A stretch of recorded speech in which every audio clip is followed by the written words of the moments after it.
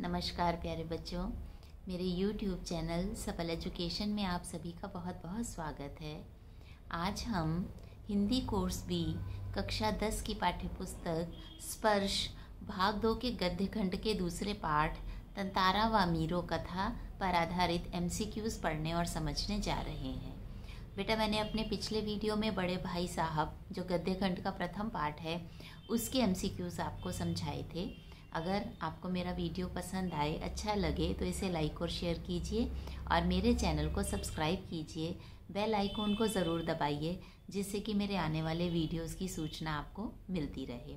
तो बेटा, ये जो आपकी किताब में तंतारा व मीरो कथा है, ये एक लोक कथा है जो अंडमान निकोबार द्वीप समूह से संबंध रखती है। तंतारा वहाँ का रहने वाला एक नेक दिल, सबकी मदद करने वाला बहुत ही खुश दिल युवक था। वामीरो पास ही के दूसरे गांव में रहने वाली स्त्री थी। वो बड़े ही मधुर स्वर में गाती थी। तंतारा और वामीरो एक दूसरे से मिले, वह एक दूसरे से प्रेम भी करने लगे, लेकिन उन दोनों के गांव में ये प्रथा थी कि अपने गांव से बाहर किसी दूसरे गांव के लड़के से या लड़की से विवाह होना संभव नहीं है। तंतारा और वामीरो इस प्रथा को जानते थे। उन दोनों ने अपने प्राण दे दिए, लेकिन वो लोग अपने परिवार की इच्छा के विरुद्ध नहीं गए। उनकी मृत्यु के पश्चात, उनके बलिदान के पश्चात वहाँ के अंडमान निकोबार द्वीप समूह के लोगों ने अपनी इस परंपरा को समाप्त कर दिया और उसके बाद से फिर आसपास के गांवों में आपस में लड़के लड़की का विवाह होना प्रारंभ हो गया। लेकिन आज भी अंडमान निकोबार द्वीप समूह के घर घर में ये लोक कथा कही और सुनाई जाती है।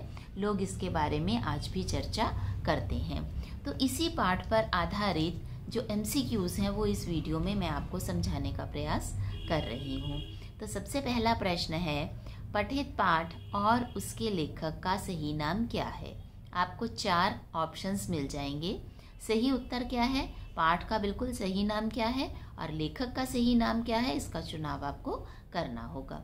तो आपके ऑप्शंस हैं पाठ वामीरो, लेखक लीलाधर मांडलोई। दूसरा है पाठ तारा व मीरो कथा, लेखक लीलाधर। तीसरा ऑप्शन है पाठ का नाम तंतारा व मीरो कथा, लेखक लीलाधर मंडलोई। चौथा है वामीरो कथा और लेखक है मंडलोई। तो बेटा, इसमें से जो सही उत्तर है, पाठ का पूरा नाम है तंतारा व मीरो कथा और लेखक का नाम है लीलाधर मंडलोई। तो वह आपका सही उत्तर यहाँ पर है। नेक्स्ट ऑप्शन है तंतारा का इनमें से कौन सा चारित्रिक गुण है? ऑप्शंस आपको दिए जा रही हैं। तंतारा एक नेकदिल व्यक्ति था तथा सभी की सहायता करता था। तंतारा एक नेकदिल व्यक्ति था पर वह किसी की सहायता नहीं करता था। तंतारा कहीं भी आता जाता नहीं था। तंतारा एक नेक और मददगार व्यक्ति था और उसके त्याग के कारण आज भी लोग उसकी चर्चा करते हैं। तो बेटा, इसका ऑप्शन चौथा सही है कि तंतारा एक नेक और मददगार व्यक्ति था और उसके त्याग के कारण लोग उसकी चर्चा किया करते हैं। अगला प्रश्न है, लोग तंतारा के करीब क्यों रहना चाहते थे? ऑप्शंस हैं क्योंकि वह मुसीबत में सबकी सहायता करता था, क्योंकि वह मुसीबत में सबकी सहायता करता था और उसका व्यक्तित्व भी बहुत ही आकर्षक था। तीसरा, वह किसी से कोई बातचीत नहीं करता था और बहुत ही घमंडी था। चौथा, वह मुसीबत में किसी की मदद नहीं किया करता था।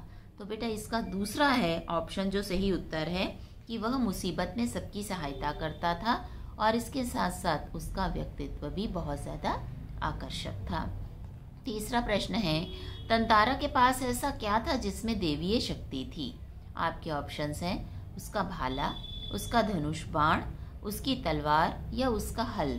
तो इसका सही उत्तर है तंतारा की तलवार ऐसी वस्तु उसके पास थी जिसमें दैवीय शक्ति थी। नेक्स्ट है, तंतारा की तलवार के बारे में लोगों का क्या विचार था? ऑप्शन आपको मिल रहे हैं।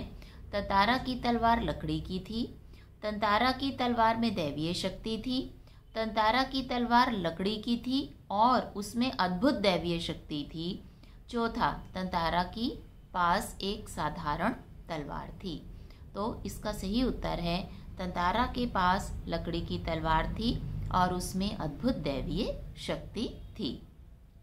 दूसरा नेक्स्ट क्वेश्चन आपको पूछा जा रहा है, तंतारा और वामीरों के गांव की क्या प्रथा थी, क्या रिवाज था, क्या रूल था वहाँ पर। ऑप्शंस हैं, वर और वधू एक ही गांव के हों, वर और वधू अलग अलग गांव के हों, वर और वधू एक दूसरे को जानते हों, वर और वधू एक दूसरे को नहीं जानते हों। तो इसका सही उत्तर है वर और वधू एक ही गांव के होने चाहिए। नेक्स्ट क्वेश्चन है, तंतारा का जीवन कैसा था। उसका जीवन रोचक था, उसका जीवन उबाऊ था, उसका जीवन शांत था, उसका जीवन गंभीर था। तो इसका सही उत्तर है उसका जीवन उबाऊ था। युवती का स्वर कैसा था। मधुर और सुरीला था, बहुत ही कर्कश था, सामान्य था, बहुत ही ऊंचा स्वर था। तो सही उत्तर है युवती का स्वर बहुत ही मधुर और सुरीला था। युवती कौन थी, वामीरो। तंतारा किसको निहार रहा था। सूरज को निहार रहा था, उस युवती को निहार रहा था, सागर को निहार रहा था या अपनी तलवार को निहार रहा था। तो सही उत्तर है तंतारा उस युवती को निहार रहा था। नेक्स्ट क्वेश्चन है, तंतारा की विशेषताएं बताइए। ऑप्शन है, वो शक्तिशाली और आकर्षक था, बहुत ही मिलनसार था, बहुत ही मददगार था। ऊपर की तीनों बातें सही हैं। तो इसका सही उत्तर है ऊपर की तीनों ऑप्शंस जो आपको दिए हुए हैं वो बिल्कुल सही हैं। वो विनम्र भी था, मददगार भी था और कैसा था, शक्तिशाली और आकर्षक व्यक्तित्व वाला था। नेक्स्ट है, अंडमान निकोबार द्वीप समूह का अंतिम दक्षिणी द्वीप कौन सा है। ऑप्शन है निकोबार, अंडमान, लिटिल अंडमान, इनमें से कोई नहीं। तो सही उत्तर है लिटिल अंडमान। इसका सही ऑप्शन आपके लिए है कि अंडमान निकोबार द्वीप समूह का अंतिम जो द्वीप है, दक्षिणी द्वीप, वो है लिटिल अंडमान। अगला प्रश्न है, तंतारा और अवामीरो कथा कहाँ सुनाई जाती है। अंडमान निकोबार में, अंडमान में, अंडमान निकोबार के हर घर में, लिटिल निकोबार में। तो बेटे अंडमान निकोबार के हर घर में ये कथा सुनाई जाती है, यह इसका सही उत्तर है। तंतारा किस तरह का युवक था। ऑप्शंस हैं, सुंदर, नेक, शक्तिशाली, विनम्र। तो बेटा वह एक बहुत ही शक्तिशाली युवक था, उसमें बहुत शक्ति थी और अपनी शक्ति का प्रयोग वह दूसरों की मदद करने के लिए करता था। तंतारा वामीरो कथा किस पर आधारित है। ऑप्शंस हैं, लोकगीतों पर, मुहावरों पर, कविताओं पर या द्वीप समूह की लोक कथा पर। तो यह द्वीप समूह की लोक कथा पर आधारित कहानी है। मंडलोई जी कविताएं किस से संबंधित विषय पर लिखते थे। ऑप्शंस हैं आपके, छत्तीसगढ़ अंचल से संबंधित, रायपुर अंचल से संबंधित, उत्तराखंड अंचल से संबंधित या मध्य प्रदेश अंचल से संबंधित। तो मंडलोई जी का संबंध रायपुर अंचल से था और वो उसी से संबंधित अपनी कविताएं लिखा करते थे। तंतारा को देखकर वामीरो की हालत कैसी हो गई। ऑप्शंस है, वह उसे देखकर हंसने लगी, वह वहां से भाग गई, वह नृत्य करने लगी, वह उसे देखकर रोने लगी। तो सही ऑप्शन है, वह उसे देखकर रोने लगी। अगला प्रश्न है, तंतारा वामीरो की मृत्यु को त्यागमयी क्यों कहा गया है। आपको उत्तर देने के लिए 4 ऑप्शन मिलेंगे। उनका प्रेम पुराना था, उनका प्रेम सच्चा और गहरा था, उनका प्रेम अनूठा था, उनका प्रेम झूठा था। तो सही उत्तर है उनका प्रेम सच्चा और गहरा था। तंतारा ने गीत बंद होने पर वामीरो से क्या प्रश्न किया। क्या प्रश्न पूछा। 4 ऑप्शन हैं, तुम कहाँ की रहने वाली हो, तुमने मधुर गाना अधूरा क्यों छोड़ दिया, मैंने तुम्हें पहले कभी नहीं देखा, तुम यहाँ क्यों घूम रही हो। तो इसमें से कौन सा प्रश्न पूछा था, तुमने मधुर गाना अधूरा क्यों छोड़ दिया है, यह इसका सही उत्तर है। वामीरो ने तंतारा को भूल जाना ही श्रेष्ठ कर क्यों समझा। अच्छा, उसने क्यों समझा कि मैं तंतारा को भूल जाऊं? इसके ऑप्शंस हैं, क्योंकि तंतारा एक ढीठ व्यक्ति था, वामीरो को तंतारा का व्यवहार पसंद नहीं आया था, तंतारा दिन भर इधर उधर घूमता रहता था, परंपरा के अनुसार वामीरो किसी दूसरे गांव के युवक के साथ विवाह नहीं कर सकती थी।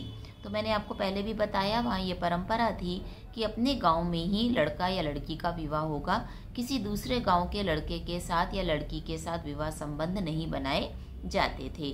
और तंतारा और वामीरो अलग अलग गांव के थे, इसलिए वामीरो ने तंतारा को भूल जाना ही श्रेष्ठ कर समझा। तंतारा की तलवार ने क्या किया? ऑप्शंस हैं, कार निकोबार को 2 टुकड़ों में विभक्त कर दिया, तंतारा ने तलवार से स्वयं को समाप्त कर लिया, उसकी तलवार निकोबार द्वीप में धंस गई, पासा और लाप्ती गांव को उसने अलग अलग कर दिया। तो इसका सही उत्तर है, उसने अपनी तलवार से कार निकोबार को 2 टुकड़ों में बांट दिया था, विभक्त कर दिया था। कार निकोबार और लिटिल अंडमान में कितना अंतर है? अंतर मीन्स कितना एक जगह दूसरी जगह से दूर है। ऑप्शंस है 10 किलोमीटर, 50 किलोमीटर, 105 किलोमीटर या 96 किलोमीटर। तो सही उत्तर है 96 किलोमीटर एक जगह दूसरी जगह से दूर है। किस चीज को सुनकर तंतारा अपनी सुध बुध खोने लगा? ऑप्शंस हैं, मधुर गीत को सुनकर, पक्षियों की चहचहाहट सुनकर, समुद्र की लहरों की आवाज़ सुनकर या शीतल हवा की साएं साएं सुनकर। तो इसका सही उत्तर है, मधुर गीत को सुनकर तंतारा अपनी सुध बुध खोने लगा। तो इस तरह से बेटे इस पाठ पर आधारित जितने MCQs बन सकते थे वो मैंने इस वीडियो में आपको समझाने की कोशिश की है। अगर वीडियो अच्छा लगा हो तो इसे लाइक और शेयर कीजिए, चैनल को सब्सक्राइब कीजिए। धन्यवाद।